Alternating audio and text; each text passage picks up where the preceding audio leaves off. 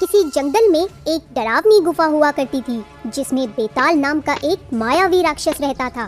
बेताल सभी जानवरों को बहुत परेशान करता था। वह अपनी मायावी शक्तियों से कभी जानवरों को छड़ी से मारता तो कभी जानवरों का आकार छोटा या बड़ा कर देता था। बेताल को जब कभी भी भूख लगती थी वह किसी भी जानवर को उठाकर खा लेता था। एक दिन जंगल में खरगोश और बंदर घूमने के लिए निकले। बंदर भाई, इस मायावी राक्षस ने तो पूरे जंगल को परेशान कर दिया है। हाँ खरगोश भाई, पर हम जानवर इतने मजबूर हैं कि चाहकर भी कुछ नहीं कर सकते। ऐसा किसने कहा भाई? अगर वो बेताल मेरे सामने आ जाए तो मैं उसकी चटनी बना दूंगा। अरे भाई, ये तुम क्या बोल रहे हो? क्या तुम जानते नहीं कि वे राक्षस कितना शक्तिशाली है? मैं सब जानता हूँ। आज अगर बेताल मेरे सामने आया तो मैं उसे अच्छा मजा चखाऊंगा। खरगोश भाई, थोड़ा धैर्य रखो, कहीं तुम किसी मुसीबत में न पड़ जाओ। ऐसा कहकर बंदर झट से एक पेड़ पर चढ़ जाता है। तभी वहाँ बेताल आ जाता है। बेताल खरगोश को पकड़ लेता है। कोई मुझे इस राक्षस से बचाओ, ये मुझे खा जाएगा।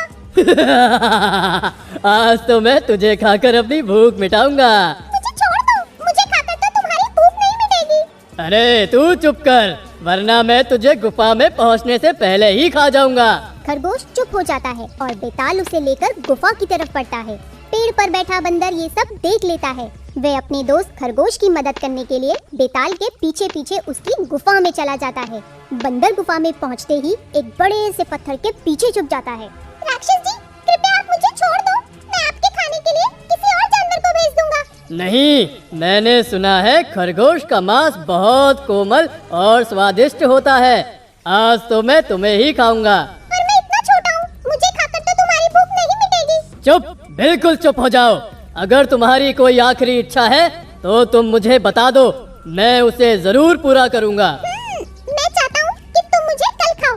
ठीक है, आज मैं किसी और को अपना शिकार बना लूंगा। जब तुम मुझे कल ही खाने वाले हो, तो क्या मैं अपने परिवार से मिल सकता हूँ? नहीं, अगर मैंने तुम्हें जाने दिया तो तुम मेरे हाथ फिर नहीं आओगे। लगता है ये बेताल मुझे जाने नहीं देगा। अब तो ये मुझे अपना भोजन बनाकर ही रहेगा। क्या सोच रहे हो? अब तुम यहाँ से नहीं भाग सकते। बेहतर होगा तुम चुपचाप आराम करो और अपने आखिरी समय को यादगार बनाओ। ठीक है, तो मैं अब यहीं बैठकर आराम करता हूँ। खरगोश गुफा में आराम से बैठ जाता है और बेताल उठकर एक मटके के आगे हाथ जोड़कर बैठ जाता है। खरगोश और बंदर ये सब देख रहे होते हैं। कुछ देर बाद जब बेताल वापस उठता है, ये मटका आपका भगवान है क्या? नहीं मूर्ख जानवर, यह मटका मेरी शक्तियों का राज है।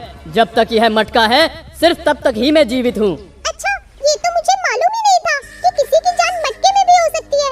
अगर तुम्हें यह पता चल ही गया है तो अब मैं तुम्हें आजाद नहीं छोड़ सकता, क्योंकि यह मेरे लिए खतरनाक साबित हो सकता है। बेताल खरगोश को एक पिंजरे में बंद करता है और अपने खाने के लिए एक नया शिकार ढूंढने के लिए निकल पड़ता है। बेताल के जाते ही बंदर पत्थर के पीछे से बाहर निकलता है। अरे बंदर भाई, तुम यहाँ क्या कर रहे हो? मेरा दोस्त मुसीबत में हो और मैं मदद के लिए ना आऊँ, ये तो हो ही नहीं सकता। मगर ये राक्षस बहुत खतरनाक है, ये तुम्हें नुकसान भी पहुँचा सकता है। तुम चिंता मत करो भाई, मैं इस राक्षस की शक्तियों का राज जान गया हूँ।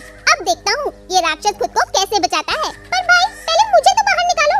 बंदर अपने दोस्त खरगोश को पिंजरे से बाहर निकालता है और मटके को उठाकर सीधा राक्षस के पास पहुंचता है। बंदर खरगोश को एक तरकीब बताता है। भाई, तुम इस बेताल के सामने जाओ और मैं पेड़ पर चढ़ जाता हूँ। ये तुम कैसी बातें कर रहे हो? मैं इतनी मुश्किल से इस राक्षस के चंगुल से बचा हूँ और तुम मुझे फिर से उसके सामने जाने को बोल रहे हो। अरे तुम चिंता मत करो, तुम्हें कुछ नहीं होगा। मैं तुम्हें जैसा बोलता हूँ बस वैसा ही करो। खरगोश बंदर की बात मान लेता है और बेताल के सामने चला जाता है। बेताल खरगोश को देखते ही हैरान हो जाता है। तुम्हें तो मैं पिंजरे में बंद करके आया था, फिर तुम यहाँ कैसे पहुँच गए? ठीक वैसे ही जैसे तुम्हारा मटका पेड़ के ऊपर पहुँच गया है। अरे यह तो मेरा मटका है, यह ऊपर कैसे पहुँचा? वापस दो इसे। ठीक है, ये लो अपना मटका। बंदर पेड़ के ऊपर से मटके को फेंक देता है और वह मटका टूट जाता है। मटके के टूटते ही राक्षस भस्म हो जाता है और सभी जानवरों को उस मायावी राक्षस से छुटकारा मिल जाता है। इस तरह बंदर अपनी समझदारी से जंगल को बेताल के अत्याचार से बचाता है।